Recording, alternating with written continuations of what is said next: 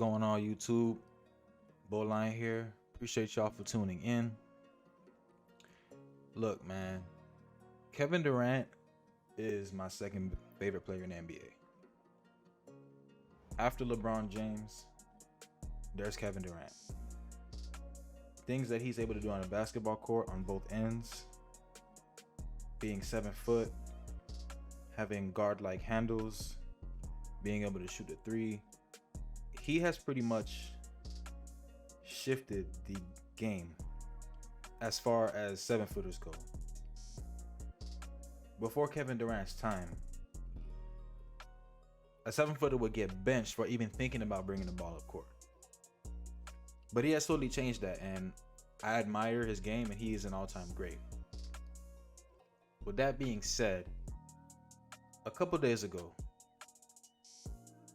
Shaquille O'Neal, aka Shaq, aka Big Diesel, aka the most dominant force the NBA has ever seen. Well, he took a shot at Kevin Durant a couple days ago. He posted a graphic on his story displaying Kevin Durant's lack of success since he departed from the Golden State Warriors for the Brooklyn Nets. Now, when he posted that, the post on his story was a tweet that listed KD's accomplishments since he left Steph Curry. Now, the numbers 1 through 3 were listed as nothing next to the numbers. And obviously, those 3 numbers signifies the seasons Durant has been in Brooklyn, right? So basically, he's saying that Kevin Durant hasn't accomplished much since leaving Steph Curry, right? Now, to be fair, Durant didn't even get to suit up for his first season with the Nets at all. Because, remember, he was still recovering from a right torn Achilles injury that he suffered in Game 5 of the 2019 NBA Finals. Now, mind you, in that Game 5, Durant wasn't even supposed to play in that game. And he was already dealing with a calf strain on the same leg. And upon him going into the game, he tore his Achilles. Now, some could say that there was pressure coming from the media and within the Warriors organization to get Durant to play that game to win his 3rd consecutive ring. But it would have been better if he sat that game out. But what happened, and that's that. Now, the other 2 seasons, Durant was available for the entire playoff run, but missed time during the regular season due to injuries and being placed in the health and safety protocols. The 2nd season, he literally did all he could against the Bucks in the 2nd round of the playoffs. He carried a team without Kyrie Irving and a hobbled James Harden to a Game 5 victory after scoring 49 points, 17 rebounds, and 10 assists.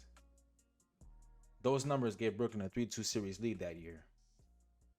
Then in Game 7, he put up 48 points, 9 rebounds, and 6 assists. But the biggest moment in that series came when he hit that game-tying basket to force overtime. But if he wore a size smaller sneaker or had his toe just behind the line, the Nets would have won that game and perhaps the championship. Let's be real here. They would have, if Kevin Durant is a size shoe smaller, one little toenail from a 3-point line, the Nets are the champions that year. But unfortunately, Durant ran out of gas in overtime. But still, guys, the fact that he was able to do this against a team who ended up winning a championship speaks to how great he is, right? Now, the 3rd season, I have no excuses. He failed to be his best self against the Celtics in the 1st round of the playoffs, and the Nets ultimately got swept. Now, however, Durant had a lot of mileage on his body due to Irving's refusal to get vaccinated against COVID-19. And essentially Harden, pretty much quitting on them, leaving to go to the Sixers with Joel Embiid. Look, man, there are plenty of fingers to point around the Nets organization at this current moment. But I feel like none of the blame should really be put on Durant. He's been a model leader, a perennial MVP candidate in his first 2 seasons, in particular before the injury from this season. Because before he went down this season, the Brooklyn Nets were tied with the Miami Heat for the best record in the East, right? Everyone had huge expectations for the Brooklyn Nets before the beginning of this year's NBA season. But unfortunately, they failed to deliver anything close of what was expected of them. Right? Kyrie Irving not being vaccinated, his choice. James Harden not being the James Harden we're used to. But at the end of the day, in my opinion, even though I don't put too much of the blame on Kevin Durant, one could say that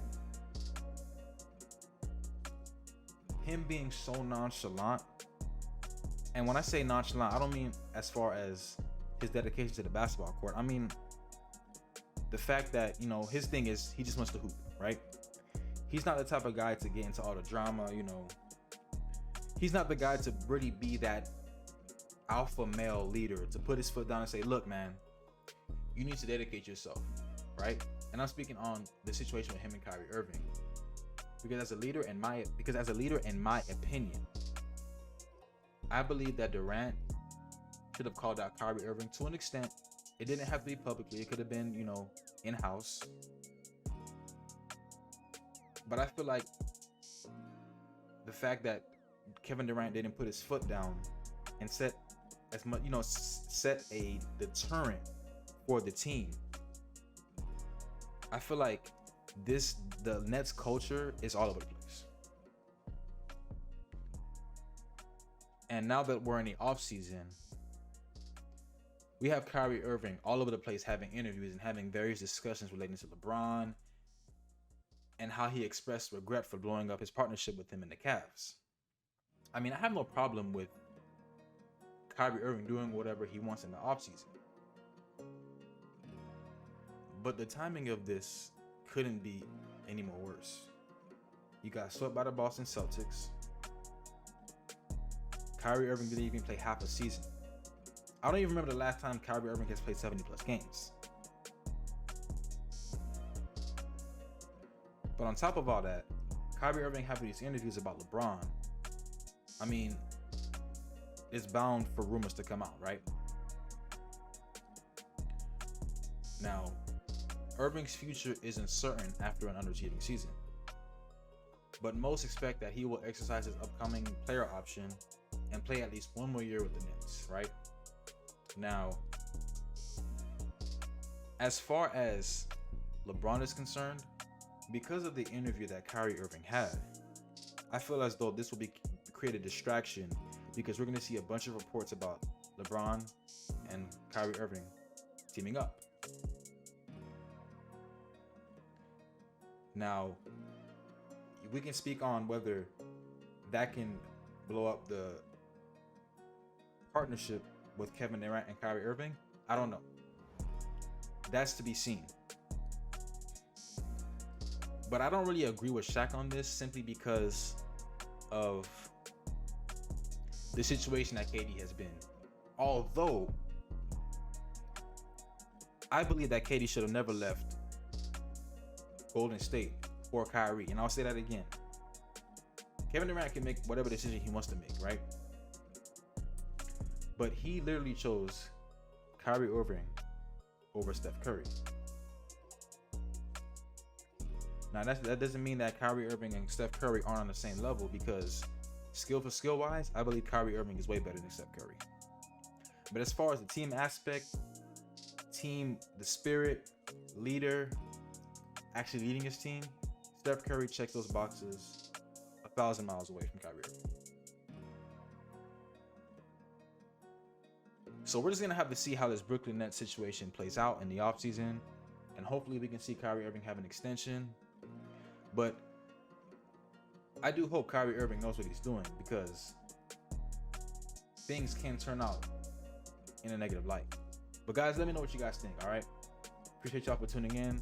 As always, Bowline TV. I'll see y'all boys in the next one.